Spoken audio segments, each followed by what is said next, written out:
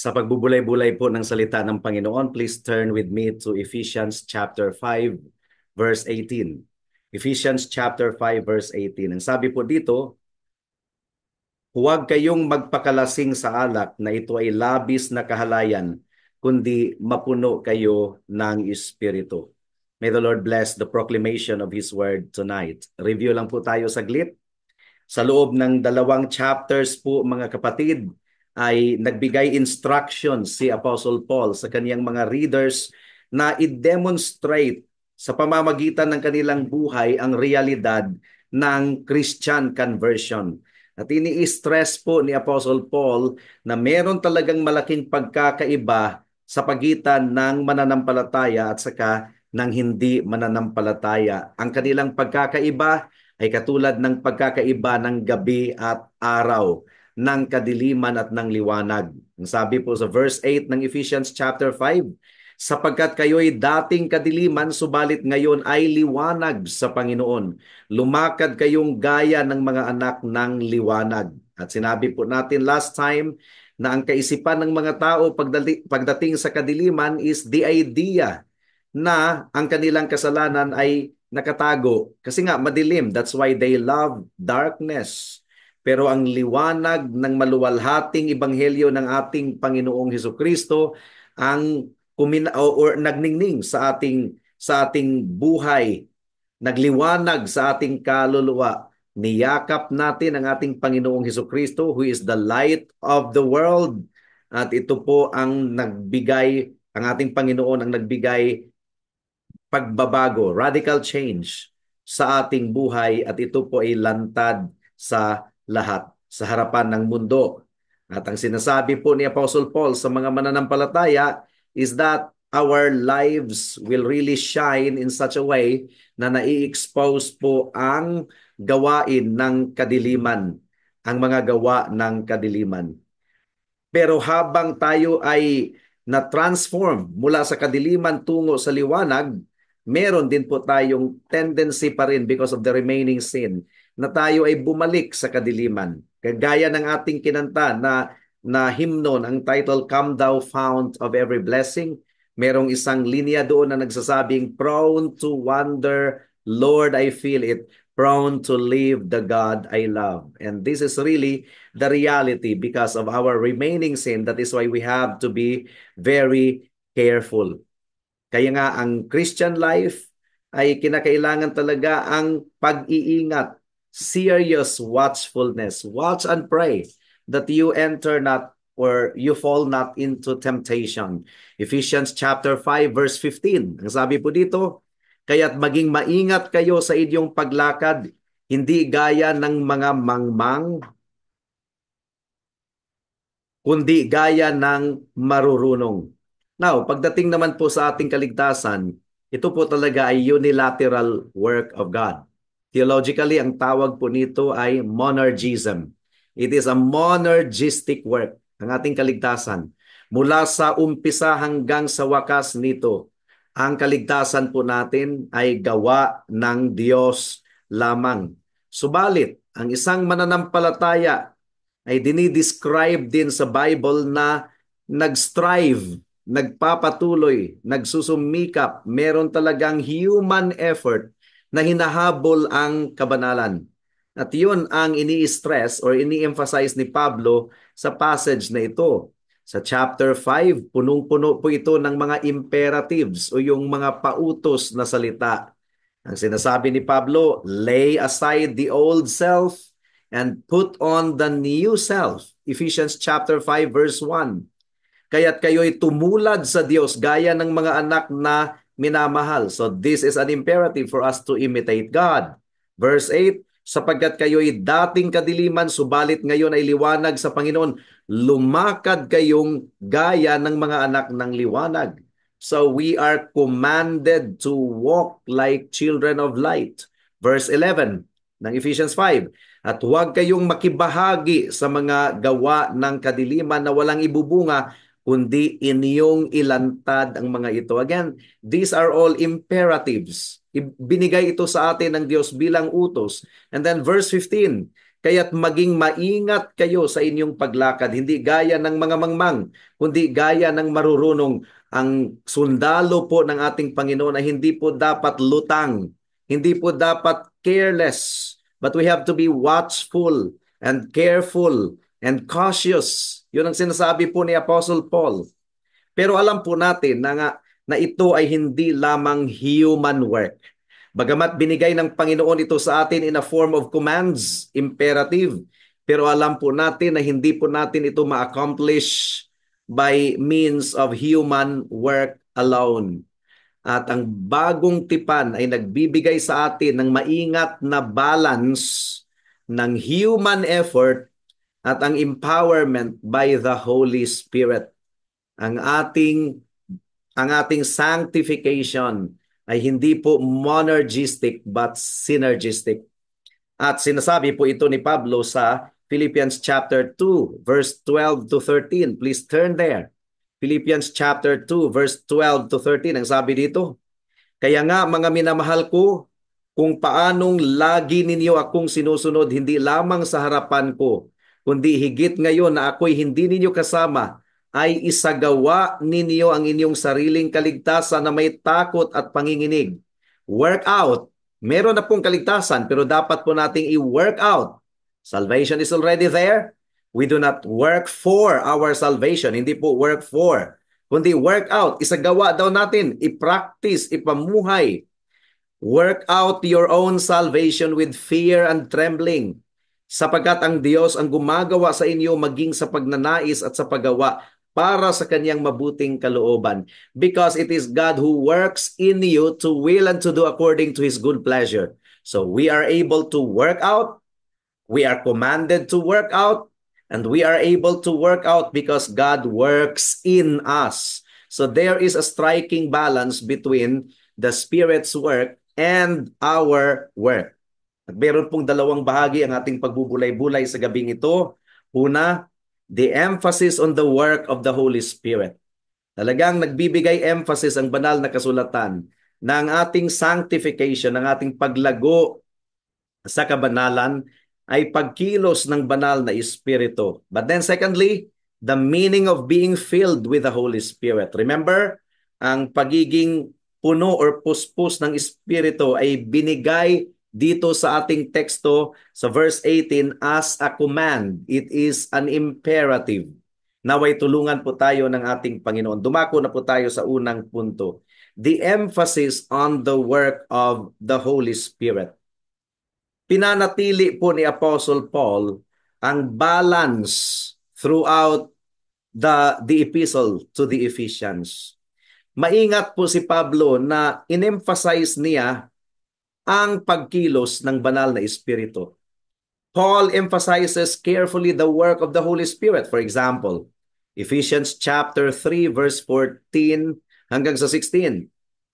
Ang sabi po dito sa Ephesians 3:14 and 16, sapagkat Diyos ang gumagawa sa inyo, maging sa pagnanais at sa paggawa para sa kanyang mabuting kalooban. So, it is God who works in us. Maging sa pagnanais at sa paggawa. And then Ephesians 4:30. Ang sabi po dito, at huwag ninyong pighatiin ang Espiritu Santo ng Diyos na sa pamamagitan niya kayo'y tinatakan para sa araw ng pagtubos. And then dinagdag ni Apostle Paul sa chapter 5 verse 18 ng ating teksto. Huwag kayong magpakalasing sa alak na ito ay labis na kahalayan, kundi mapuno kayo ng Espiritu. Ang banal na Espiritu ang isa sa pinakadakilang, in fact, ito ay dakilang pagpapala ng Diyos sa atin bilang mga mananampalataya kay Kristo. Unang-una, ang pagkilos ng banal na Espiritu ay kinakailangan sa buhay ng isang mananampalataya. In fact, ang presensya ng banal na Espiritu ay nagpapatutuo sa atin na ang ating conversion ay totoo. Ang banal na Espiritu ang silyo at ang tanda or palatandaan ng ating bagong buhay at dinideclare ng banal na Espiritu ng ating bagong buhay ay totoo. At sinabi po ni Apostle Paul, na kung wala ang banal na espiritu, ang ating tinatawag na kaligtasan ay peke, counterfeit. Saan po yan matatagpuan? Romans chapter 8 verse 9. Romans chapter 8 verse 9. Ang sabi po dito, ngunit kayo'y wala sa laman, kundi nasa espiritu. Yamang nananatili sa inyo ang espiritu ng Diyos. Subalit, kung ang sino may walang espiritu ni Kristo, siya ay hindi sa Kanya. In other words, being indwelt by the Holy Spirit. Having the Holy Spirit is not an option. It is a must.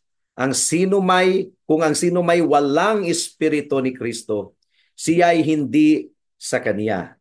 Ang ginagawa po ng banal na espiritu ay nagpapatutuo siya sa ating mga puso na tayo nga ay mga anak ng Diyos. Romans chapter 8 verse 16. Romans chapter 8 verse 16. Ang sabi po dito, ang espiritu mismo ang nagpapatutuo kasama ng ating espiritu na tayo'y mga anak ng Diyos. And dinescribe po ni Apostle Paul ang malaking pagkakaiba sa pagitan ng mananampalataya at saka ng hindi mananampalataya, ng lumang pagkatao at ng bagong pagkatao. And you know what? Ang banal na espiritu ang nagdi-display ng pagkakaiba na ito sa buhay ng isang mananampalataya. Ito po ang punto ni Apostle Paul sa verse 16.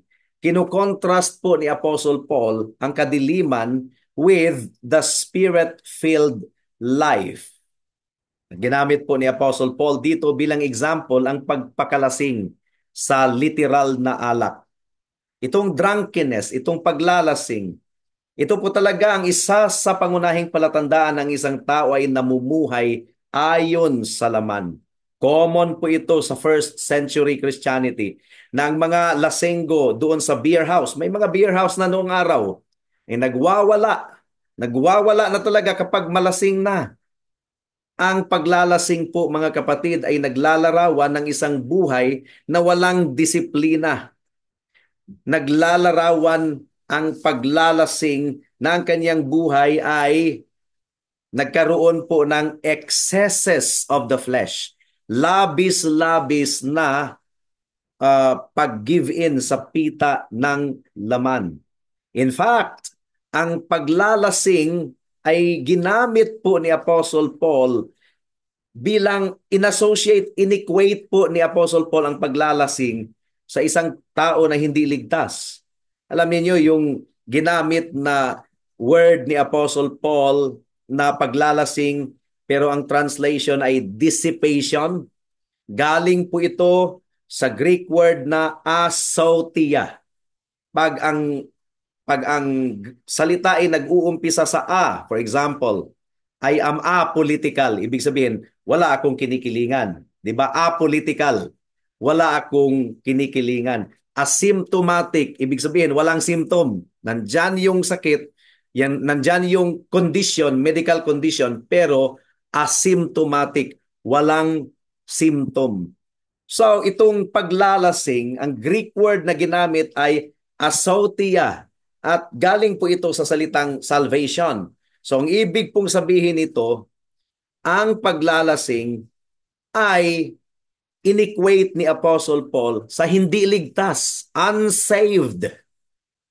Naglalarawan po ito sa isang riotous or unruly na pamumuhay na inconsistent with Christianity. Now, hindi po ito language ni Pastor Jeremiah, kundi language talaga ito ni Apostle Paul. Inequate talaga ni Paul ang drunkenness to that of a person who is unsaved or hindi ligtas.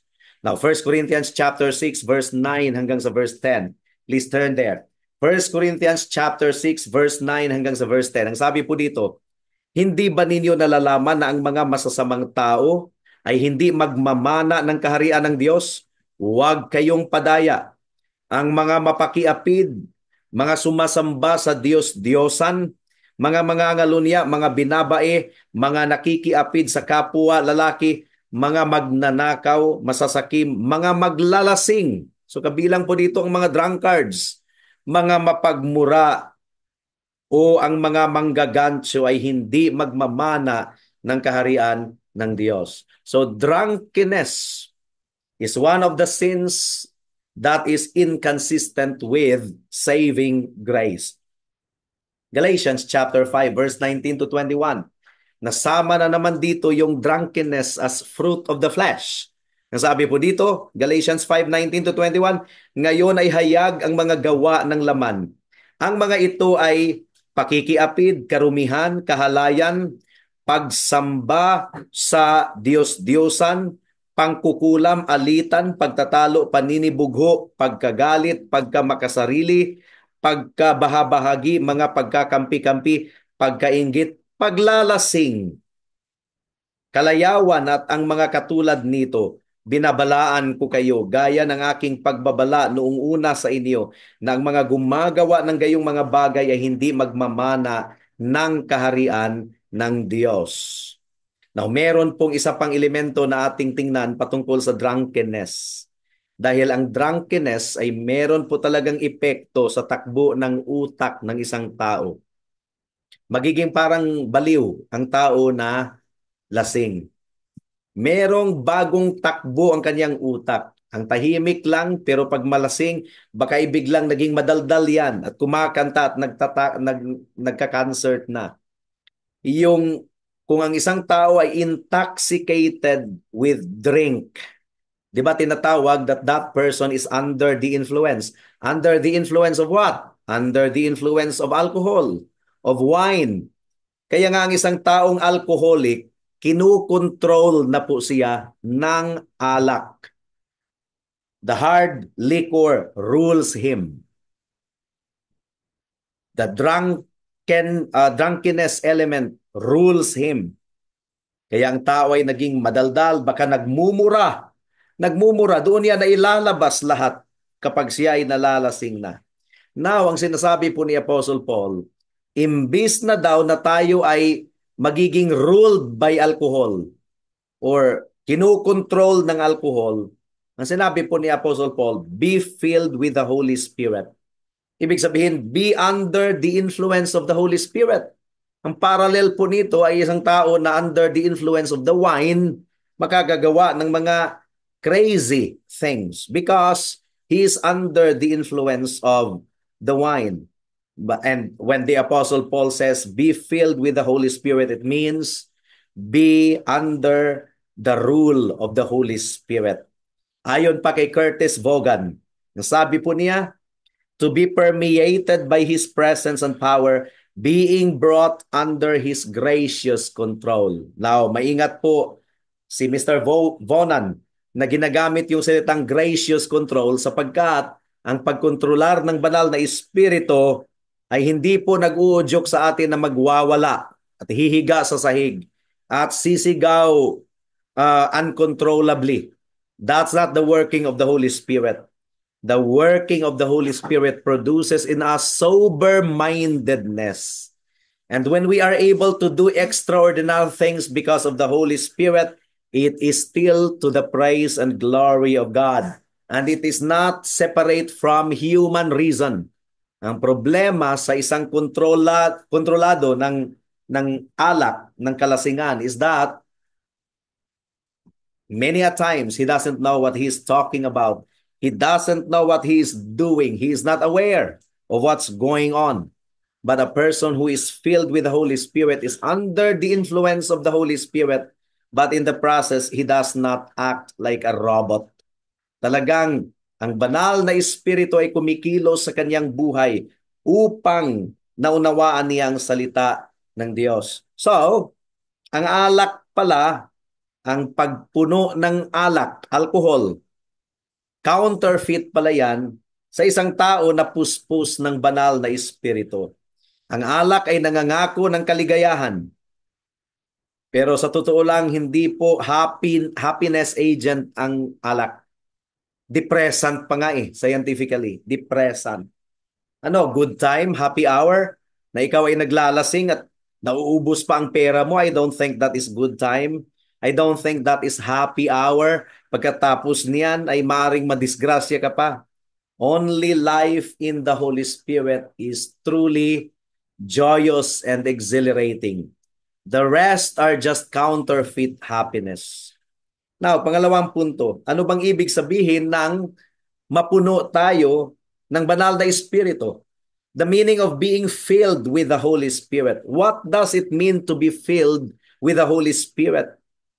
Ang filled with the Holy Spirit, iba yan sa indwelling of the Holy Spirit. There is a difference between the indwelling of the Holy Spirit and the filling of the Holy Spirit. Ang indwelling of the Holy Spirit, nasa lahat ng Christian yan, walang exempted. Nasa lahat ng Christian, tinatawag yan as baptism of the Holy Spirit. Nung tayo ay naging regenerate, hinatak po tayo ng banal na Espiritu papunta sa ating Panginoong Hesukristo, and it is the work of the Holy Spirit that we are engrafted into Christ. Now, meron bang Christian na hindi pinananahanan ng banal na Espiritu? Ang sagot po ay no. Wala. Lahat po ng Christian equally ay meron pong banal na Espiritu na nanahan sa Kanya. Meron. If anyone does not have the Spirit of Christ, he does not belong to Christ. Ang pananampalataya nga ay dumarating sa atin dahil sa pagkilos ng banal na Espiritu. The Holy Spirit is the agent of conversion. Ang regeneration ay dumating sa ating buhay sa pamamagitan ng banal na Espiritu. That's regeneration. Ang pananampalataya at pagsisisi ay dumarating sa atin sa pamamagitan ng banal na Espiritu. Ang ating paglago sa kabanalan ay sa pamamagitan lamang ng banal na Espiritu. And since lahat po ng mga Christians ay pinananahanan ng banal na Espiritu, wala po tayong mababasa sa Bible na be indwelt by the Holy Spirit. Wala tayong mababasang ganyan because the indwelling of the Holy Spirit is true sa lahat po ng mga mananampalataya. Pero hindi po lahat ng mananampalataya ay napuno ng banal na Espiritu or napuspos ng banal na Espiritu. Hindi po lahat ng mga mananampalataya ay equally filled with the Holy Spirit. And that is why it is commanded to us. Ang banal na Espiritu ay ang pagiging puno ng banal na Espiritu, puspos ng banal na Espiritu ay ipinag-uutos ito ng Diyos sa atin. Ginamit po ni Pablo yung present plural passive. Be filled with the Holy Spirit. This is present plural passive imperative. Utos ito. Now, nasa present tense sapagkat ito po ay isang ongoing work. If you are filled with the Holy Spirit now, it doesn't mean to say that it's okay kung tomorrow or the next day hindi ka na filled with the Holy Spirit. It is an ongoing work, and that is why we have to abide in Christ and in His Word. So it is an ongoing work. Nang ibig sabihin, be filled continually. At plural po ito dahil hindi po ito para sa select few lamang, yung exceptional few sa buong iglesia. Itong utos na ito ay in-address ni Pablo para sa buong iglesia ng Corinto at para po sa atin. It is a passive po ito na malinaw na nangungusap sa atin, nag-i-inform sa atin na ito po ay nangyari, gawa ng isang outside of ourselves, that we are being filled. Pero imperative ito, ibig sabihin, nagbibigay utos, be filled. Meron tayo palang responsibility na tayo ay mapuspos ng banal na Espiritu. We have the responsibility. Now, some Christians ay pinagkalooban po ng larger measure of the filling of the Holy Spirit, and they are given particular mention. They are distinguished from others. Yung mga tao na puspos ng banal na Espiritu. Si Jesus, sa kanyang humanity, He was full of the Holy Spirit. Kaya distinguished po talaga si Jesus mula sa kanyang mga contemporaries. Luke chapter 4 verse 1. Ang sabi po dito, sapagkat siya ay mabuting, si Jesus na puno ng Espiritu Santo ay bumalik mula sa Jordan at dinala ng Espiritu sa ilang. mababasa po natin ang patungkol kay Barnabas. Sino ba si Bernabe? Acts chapter 11 verse 24. Masabi po dito, Acts 11:24, sapagkat siya ay mabuting lalaki. This is speaking of Stephen. Siya isang mabuting lalaki at puspos ng Espiritu Santo at ng pananampalataya at napakaraming tao ang idinagdag sa Panginoon. At kahit yung mga diakono, ang pinakaunang diakono sa loob ng iglesia, ano po ang qualification? That they were filled with the Holy Spirit. Acts chapter 6 verse 3. Ito yung sinabi ng mga apostol patungkol sa pagkilala ng isang diakono. Sabi dito, kaya mga kapatid, pumili kayo sa inyo ng 7 lalaking may mabuting pagkatao, puspos ng espiritu at ng karunungan na aming maitatalaga sa tungkuling ito. Now, once again, nagbigay po si Apostle Paul ng contrast or kabaliktaran. Gaya na lamang na ang isang lasenggo ay nasa ilalim ng impluensya ng alkohol, ang tunay na Christian ay kinakailangang nasa ilalim ng impluensya ng banal na Espiritu. And therefore, being filled with the Holy Spirit, ang ibig sabihin nito ay ang ating buhay na nagpapatuloy, na nagpapasakop sa pamumuno ng banal na Espiritu, sa kanyang dominion. Yung salitang filled sa Greek language, ay ang ibig pong sabihin nito is to bring something to its full completion. At ito talaga ay tumutukoy sa influence ng banal na Espiritu. It refers to Him above all else, with nothing remaining undone. Ang pagiging puspos ng banal na Espiritu, be filled, ay tumutukoy ito kay Kristo. Walang hindi nagawa ng ating Panginoong Hesukristo. He has filled all in all. And the Holy Spirit is always at work in us. Tandaan po natin yan. Ang banal na Espiritu ay palaging kumikilos sa atin. And this is what it means to be spiritually minded. Pero maaari pala nating tanggihan ang steering and prodding of the Holy Spirit, sapagkat ang ating laman ay nakikipagbaka laban sa Espiritu, ang ating remaining sin. Romans chapter 8 verse 5. Sabi po ng Romans 8:5, sapagkat ang mga ayon sa laman ay nagtutuon ng kanilang isipan sa mga bagay ng laman, subalit ang mga ayon sa Espiritu ay sa mga bagay ng Espiritu. Now, kung tayo po ay napuno ng Espiritu, when we are under the influence of the Holy Spirit, ay meron pong pagbabago sa ating isipan, sapagkat ang ating atensyon ay hindi na dito sa mundo, kundi ang atong atensyon ay para sa mga bagay na nauukol sa ating Panginoong Hesukristo. There is a bigger and a higher class of objects that satisfy us when we are filled by the Holy Spirit. At itong mga bagay na ito ay hindi po ma-appreciate ng mga makasalanan. Walang interest ang mga makasalanan sa mga bagay na ito. Salita ng Diyos, pagsamba sa ating Panginoon, walang interest ang mga unbelievers. Uninterested ang mga unbelievers sa ating Diyos. Interesado lamang ang unbeliever sa relihiyon kung ito ay nagkikater sa dikta ng kanyang laman. Sa totoo lang, ang mga unbelievers, they are uninterested in worship. Wala silang interest sa preaching. Wala silang interest sa Bible, sa pananalangin at sa paglilingkod sa ating Panginoon. Now, ang ating Diyos, meron po siyang malasakit para sa ating well-being at para po sa prosperity ng kanyang iglesia.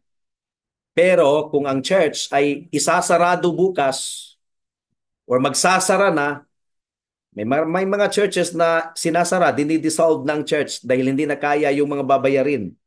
Now, kung ang church ay magsasara na, ang unbeliever ay walang pakialam, walang interest. Hindi po siya maaapektaran because he is unconcerned about evangelisms and missions. Wala siyang malasakit para sa evangelism and mission. Parang katulad lang yan ng isang tao na ang kanyang mga mata ay hindi po trained na i-appreciate ang work of art. And I would say, because my movement is surrealism or realism, so mahilig po tayo sa mga scenic painting. Now, ang ating mga mata ay hindi po natitrain sa abstract painting kasi parang naglalaro lang yan ng mga brush eh. Abstract nga, excuse lang yan sa hindi marunong mag-drawing at mag-painting. Yun ang aking sinasabi. Pero sa akin lang po yun. Marami pong masasaktan. Sa totoo lang, bakit ko nasabi yan? Because my eyes are not trained to appreciate abstract painting. Ang talagang orientation po natin ay realistic na painting. At dahil po ang ating mga mata ay hindi po trained to gaze at abstract painting, kung meron pong dinidisplay na abstract painting sa loob ng mga mall or sa mga museum, hindi rin po natin ma-appreciate. We do not care so much about abstract painting. What we care are those things na tayo po ay interested. Now, ang unbeliever ay wala talaga siyang pakialam sa mga bagay na nauukol sa Diyos at sa kaniyang iglesia. Wala siyang malasakit para sa kapakanan ng iglesia. Although, ang isang hindi trained sa abstract painting ay pwede niyang titigan ng abstract painting sa pamamagitan ng kanyang physical eye, pero hindi po niya ma-appreciate ang value nito. Yung mga abstract painter like Jackson Pollock, nako, para sa akin ay parang excuse lang yan sa hindi talaga marunong mag-drawing. Now, the lost man ay maaaring meron siyang intellectual knowledge. Maaaring nakita niya ang kabuang message ng gospel. Maaaring meron siyang intellectual knowledge of the things of God. But he will not delight in them. He will not appreciate them and he will not embrace them. Mabuboard ang isang tao. Sabihin natin ang ating worship ay Christ-centered. Hindi po tao ang ating tinataas sa ating pagtitipon, kundi si Kristo lamang at ang kanyang salita. Well, maring naunawaan yan ng isang hindi mananampalataya. Nag-o-observe siya, totoo, na Bible, Christ-centered, but in his soul, he doesn't have any delight in them. Mabuboard po siya every time God's people gather together in worship. Now, ang banal na Espiritu, ang ministeryo ng banal na Espiritu is patuloy po siyang nag-i-inform sa ating conscience. The Holy Spirit is at work. Ina-apply din po ng banal na Espiritu ang salita ng Diyos sa ating mga puso. In other words, ang konsensya ay properly informed kung ang banal na Espiritu ang siyang kumilos. Now, the one that is filled with the Holy Spirit ay obedient sa anumang conviction na nagmula sa banal na Espiritu sa kanyang konsensya. At nagpapasakop siya. Yun ang taong filled with the Holy Spirit. Ang ating konsensya ay nasa ilalim ng impluensya ng banal na Espiritu. Nagiging tender ito. Sensitibo tayo pagdating sa kasalanan. And we love the things that God loves and we hate the things that God hates. Pero maaari pala talaga nating baliwalain ang pagkilos ng banal na Espiritu sa ating konsensya. Maaari palang mag-resist ang tao. And as we resist, ang banal na Espiritu ay i-withdraw niya ang kanyang influence. At ang ating puso ay magiging matigas and unfeeling. Meron pong isang kabataan na bugbog ng mga mapapait na karanasan sa buhay. Ang dami po niyang mga bitterness inside dahil sa mga tao na nasa kanyang paligid, may mga hindi magagandang pangyayari and it's been years at talagang hindi niya namalayan na ang kanyang puso ay punong-puno na pala ng bitterness. Punong-puno na ng pagkamuhi with thoughts of revenge. At noong ang taong iyon ay nanood ng TV, particularly maalala mo kaya na ang kontrabida ay humingi ng patawad sa bida Totoo naman yung kanyang paghingi ng patawad, pero dahil sa kanyang ginawa na pagpapahirap noong una, ay talagang sinabi ng ng bida na hindi kita mapapatawad. At yung Christian na ang kanyang puso ay punong-puno ng bitterness, punong-puno ng galit, punong-puno ng grudge. Nung sinabi ng bida na hindi kita mapapatawad, sumang-ayon yung kanyang puso, sige, wag mong patawarin. And then all of the sudden, the Holy Spirit worked. Ha? You value and you support unforgiveness. You support the perpetuation of hatred. And thanks be to God, yung Kristiyano na yun ay hindi nag-resist sa prodding of the Holy Spirit. And then he confessed and he admitted that something is really wrong. Something is really wrong. Ay nag-aalaga, nagtitreasure na pala siya ng hatred, bitterness, grudge, and unforgiveness sa kanyang puso. And he celebrates it. Nung ang bida ng palabas ay nagsasabing hindi kita mapapatawad, he cheered for it. And when the Holy Spirit worked, pinakita ng banal na Espiritu ang kapangitan ng nangyayari sa kanyang puso. And he repented. He repented of his sin of bitterness and hatred and grudge and unforgiving spirit. That is what it means to be filled with the Holy Spirit, to not resist the prodding and conviction of the Holy Spirit. Na wag po nating i-ignore ang boses ng ating konsensya sapagkat ang banal na Espiritu ay kumikilos din sa ating konsensya. And if we are to be filled with the Holy Spirit, ang pagiging puspos ng banal na Espiritu ay hindi po hiwalay sa salita ng Diyos. If we are slack in our meditation of the Word of God, if we are lazy in our employment of the means of grace, how can we expect the Holy Spirit to fill us? Being filled with the Holy Spirit means being filled with the Word of God. Being filled with the Holy Spirit means we obey and we live by the Word of God. At nawa po ay tulungan po tayo ng banal na Espiritu na nanaisin po natin ang kanyang salita. We crave for the pure milk of the Word of God, gaya ng isang bagong silang na sanggol na hinihingi niya palagi ang gatas ng kanyang nanay. May we all, like newborn babes, crave and hunger for the Word of God. Being filled with the Holy Spirit is not separate from the Word of God. At para sa mga kaibigan natin na wala pa kay Kristo, well, kung wala kay Kristo ang isang tao, meaning to say the Holy Spirit is not in him. The Holy Spirit is not in him. The Holy Spirit has not yet given that person the conviction to repent of his sin and believe in the Lord Jesus Christ. If that is what you are, my friend, hindi na rin po nakapagtataka kung ang puso mo ay walang malasakit para sa kaluwalhatian ng Diyos, walang pakialam sa kaluluwa mo, walang pagnanais at paghahangad sa salita ng Diyos. Because if you are not filled with the Holy Spirit, then whose spirit fills you? The spirit of Satan.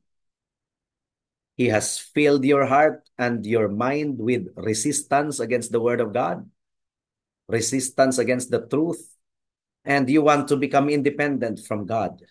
If you are not filled with the Spirit of God, then you are filled with the spirit of Satan, meaning to say you are under the influence of Satan na naghahabol ng pera, naghahabol ng kalayawan dito sa mundo, naghahabol ng mga material na bagay.